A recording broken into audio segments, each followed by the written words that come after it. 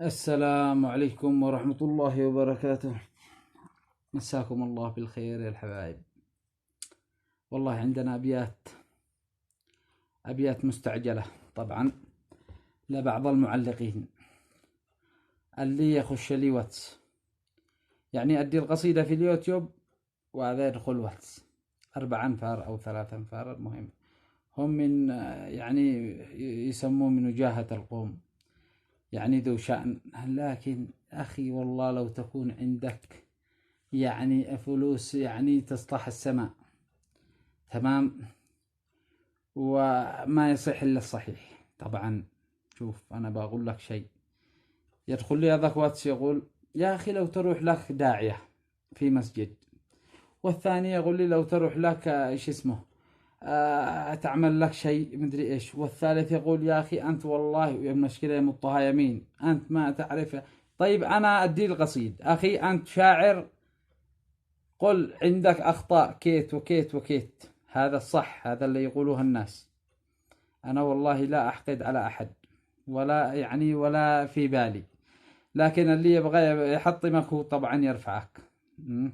المهم خلاصة القوم، الرسول عليه الصلاة والسلام كان داعية إلى الله، وكان عنده حسان بن ثابت حتى ما قال له هجوء أو روح له إلى القدس، المهم يعني إنه يعني طريقه مفتوح، وكان يعني يدي القصائد على المشركين، وكان في الغزوات لو ادى القصيد. والمهم يعني سواليف طويلة، والرسول عليه الصلاة والسلام ما حرم الشعر لو تحرم أو سووا عليه شيء.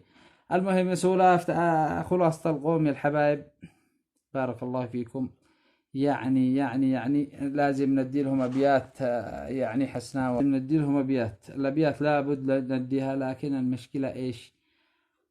أن البعض يقول لا أحدهم أعطينا رقم أخوه يا أخي طيب أنا إيش الجريمة اللي سويته عشان إنك بتصل لأخي؟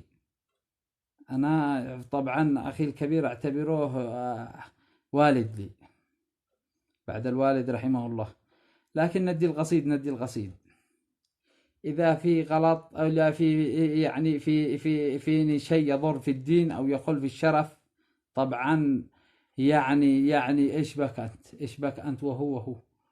عندي قصيد اللي يعلق في الواتس كأكلين العلف، وقالوا لي روح لك في المساجد أدعي الله واذكره. تخيلوا لو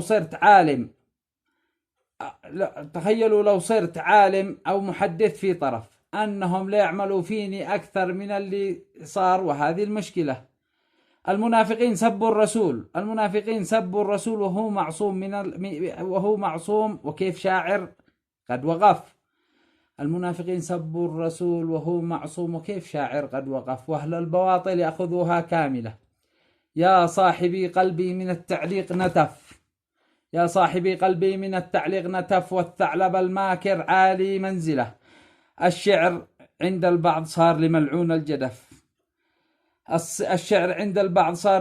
الجدف، والشعر هو أصله أساس القبيلة.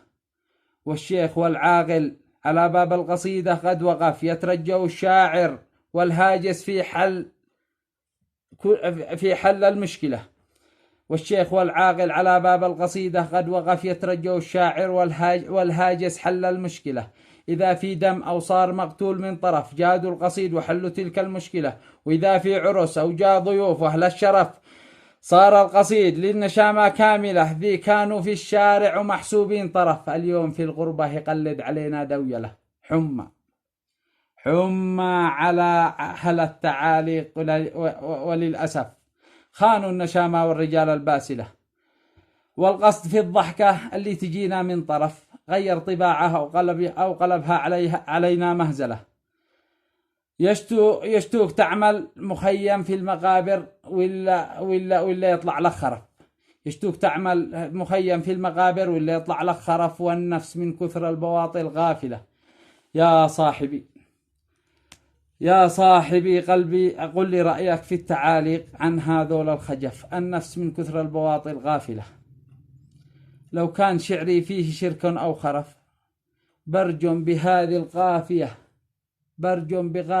القافية وأحوله. والبعض يذكر رغم أخوك يعمل كأنه ما عرف فتنة اللي ما يجيد القبيلة.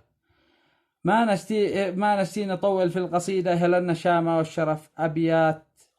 أبيات مستعجل من شاعر تقول الحاصلة: ما نشتي نطول في القصيدة يا أهل النشامة والشرف، أبيات مستعجل لأهل العقول الغافلة. واختامها: صلوا على أحمد كان واقف، كان قاعد أو وقف، صلاة ربي في كل المواقف حاصلة. وسلامتكم والله. بالله.